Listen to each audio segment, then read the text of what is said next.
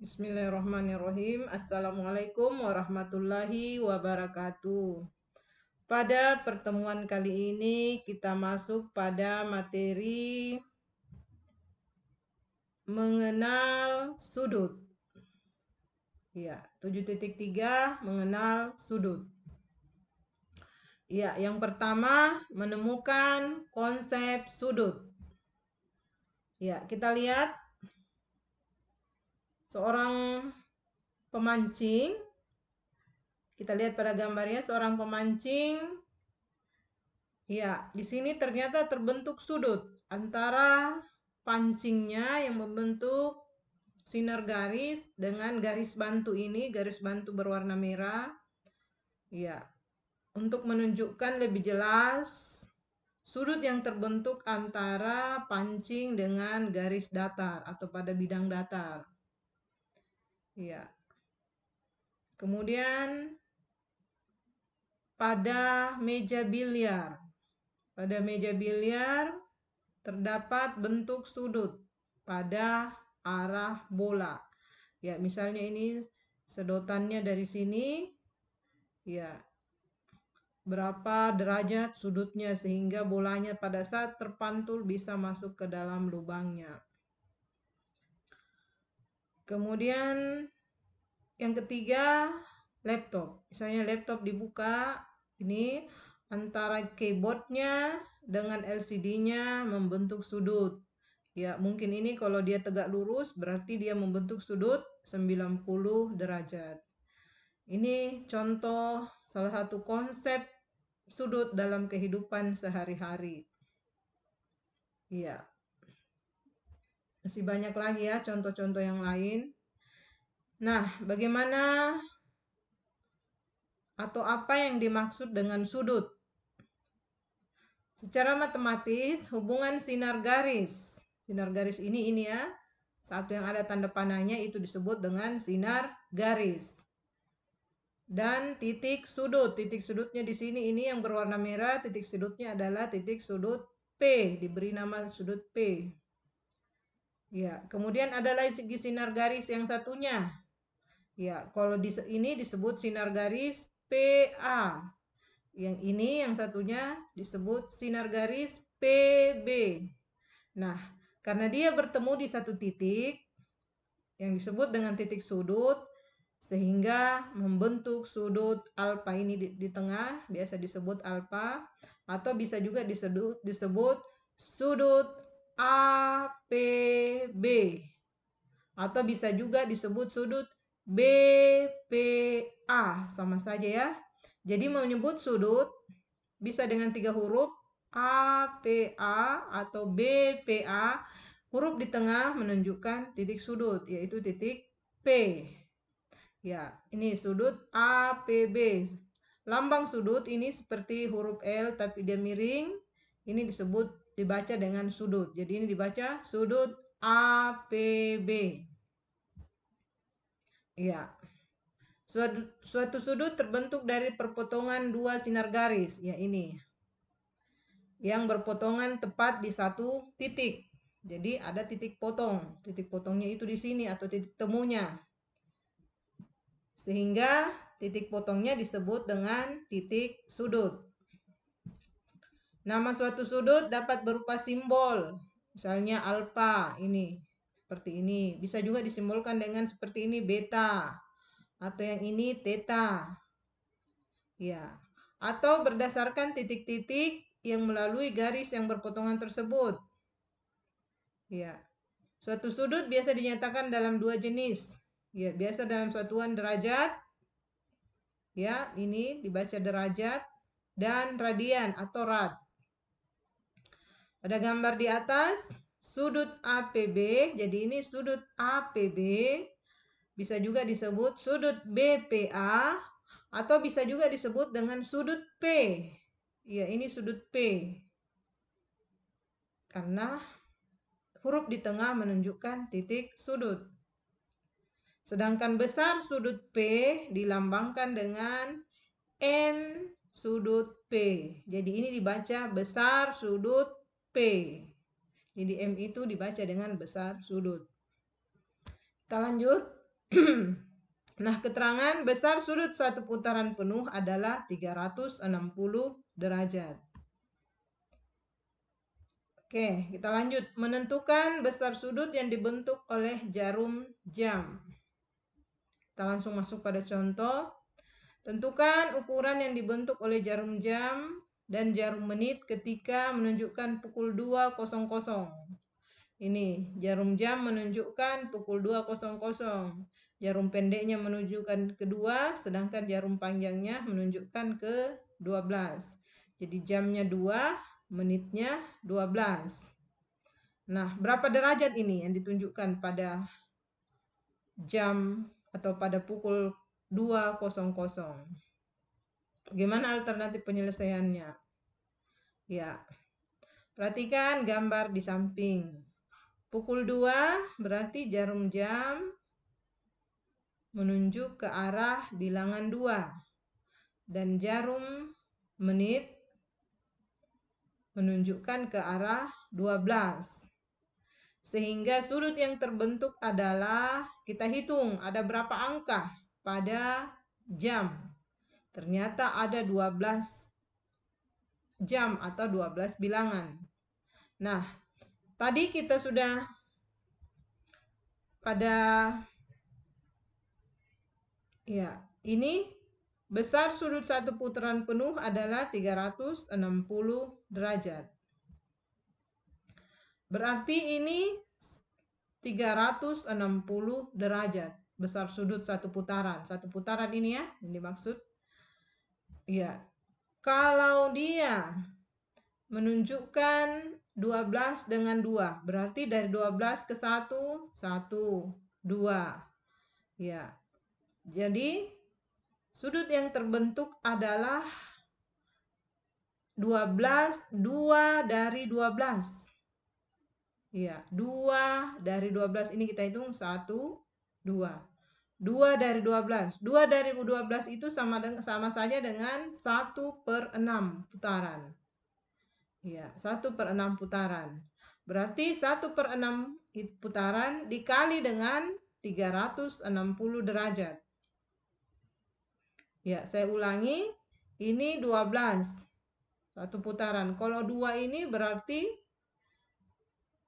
2/12. 2/12 itu sama saya dengan 1/6.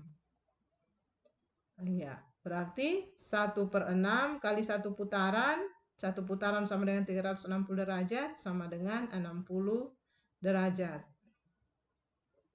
Ya, sudut yang terbentuk oleh jarum jam ketika menunjukkan pukul 2.00 adalah 60 derajat. Perputaran selama 12 jam, jarum jam berputar adalah 360 derajat. Ya, akibatnya pergeseran tiap 1 jam adalah 360/12 atau 30 derajat. Ya, atau bisa langsung kita lihat di sini. Ini kan 360 derajat toh. Berarti 360 derajat ada 12 jam. Berarti 360 derajat dibagi 12. 360 derajat bagi 12 sama dengan 30. Nah, kalau ini jarum panjangnya menunjukkan 12, jarum pendeknya menunjukkan 2. Kita tinggal hitung. Ini berarti di sini ke sini sama dengan 30. Ditambah di sini lagi sama dengan 30. Berarti antara besar sudut yang menunjukkan pukul 2.00 adalah 60 derajat. Ya, bisa langsung seperti itu ya. Oke, kita lanjut. Contoh berikutnya. Tentukan besar sudut yang dibentuk oleh jarum jam dan jarum menit yang menunjukkan pukul 3.25. Ya, seperti ini gambarnya. Pukul 3, jarum pendeknya menunjukkan ke 3.25 menit. 25 menit berarti jarum menitnya berada di 5. Jadi sudah hampir tinggal 5 menit lagi menunjukkan 3:30. Nah, bagaimana dia kalau modelnya seperti ini? Kita lihat. Ya, dengan aturan jarum jam dan jarum menit, kita dapat menentukan besar sudut yang terbentuk.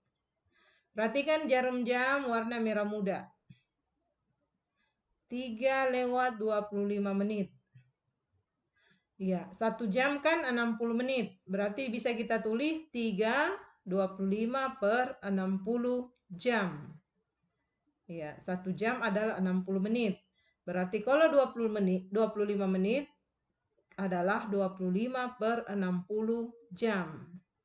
Karena tiap 1 jam jarum jam bergerak 30 derajat. Maka bisa kita tulis seperti ini.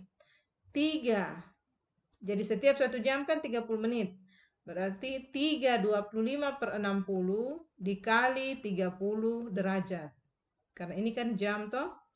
Nah, sama saja kalau kita tulis 3 ini dikali dengan 30 derajat ditambah 25 per 60 kali 30 derajat. Ya, sama dengan 3 kali 30 sama dengan 90 derajat. 25 kali 30 dibagi 60. Atau ini bisa langsung 30 bagi 60 sama dengan 1/2. 1/2 kali 25 sama dengan 12,5. Kayak di sini 12,5 derajat. Kalau 90 ditambah 12,5 derajat sama dengan 102,5 derajat. Ya. Jadi jarum menit warna biru menunjuk ke bilangan 5. Ini, sekarang kita lihat yang ini warna biru ini. Dia menunjuk ke jarum 5. Sehingga besar sudut adalah 5 kali 30 derajat atau sama dengan 150 derajat. Nah, untuk mendapatkan besar sudut antara 3 ini jarum pendeknya ini dengan jarum menit, berarti kita kurangkan jarum panjang yang ini menit dengan jarum jam. Ya, berarti 150 ini yang 5 tadi menuju ke 5 dikurang dengan 102,5. Ya, jadi dari 12 ke 3,25 sama dengan 102,5. Sedangkan dari 12 ke 5 adalah 150 derajat. Berarti untuk mendapatkan ini adalah selisihnya atau diperkurangkan. Ya, selisih atau dikurang. Yang panjang ini dikurangi dengan yang pendek. Sehingga selisihnya ini didapat 150 kurang 102 sama dengan 47,5 derajat. Jadi besar sudut yang terbentuk pada pukul 3:25 adalah 47,5 derajat. Iya. Sekarang kita masuk pada penamaan sudut. Sudut terbentuk pada gambar di samping dapat juga disimbolkan dengan sudut ABC atau sudut CBA, bisa dari sini ya, atau sudut B. Nah, untuk itu kita perlu mengenal ukuran sudut standar.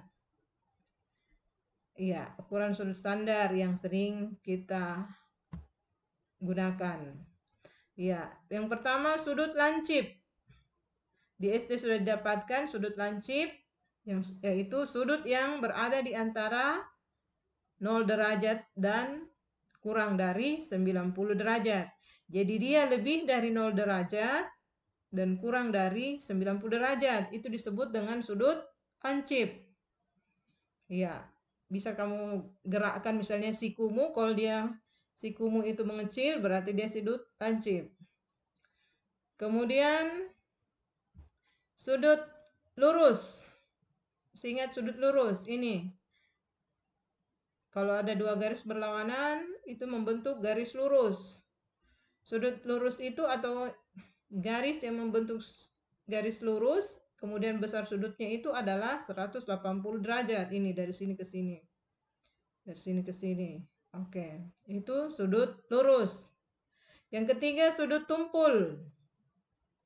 Sudut tumpul. Sudut yang lebih dari 90 dan kurang dari 180. Misalnya 91 derajat, 95, 100, 102, 110, 130, 140, 179. Itu disebut sudut tumpul. Jadi dia agak terbuka. Kemudian yang berikutnya sudut siku-siku. Masih ingat sudut siku-siku? Sudut siku-siku. Dia besar sudutnya pas 90 derajat. Itu disebut dengan sudut siku-siku. Dia membentuk huruf L. Ya, atau dilambangkan dengan huruf T yang menghadap ke atas. Itu sudut siku-siku ya, sudut istimewa, sudut siku-siku. Oke, itu untuk penamaan sudut yang perlu kamu ketahui karena di SD juga sudah dipelajari. Iya. Jadi jenis-jenis sudut, ada sudut siku-siku, yaitu sudut yang besarnya 90 derajat. Sudut lancip ukurannya antara 0 derajat dan 90 derajat, misalnya 85 derajat, 12 derajat, itu biasa disebut sudut lancip. Sudut tumpul, lebih dari 90 dan kurang dari 180. Kemudian sudut lurus. Ukuran sudutnya, kalau sudut lurus adalah 180 derajat. Yang terakhir ada yang disebut dengan sudut refleks. Ukuran sudutnya dia lebih dari 180 dan kurang dari 360. Misalnya 270 derajat, 300 derajat, itu semua termasuk sudut refleks.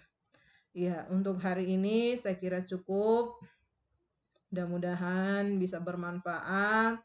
Selamat belajar, jangan lupa sholat dan mengaji. Saya akhiri, Assalamualaikum warahmatullahi wabarakatuh.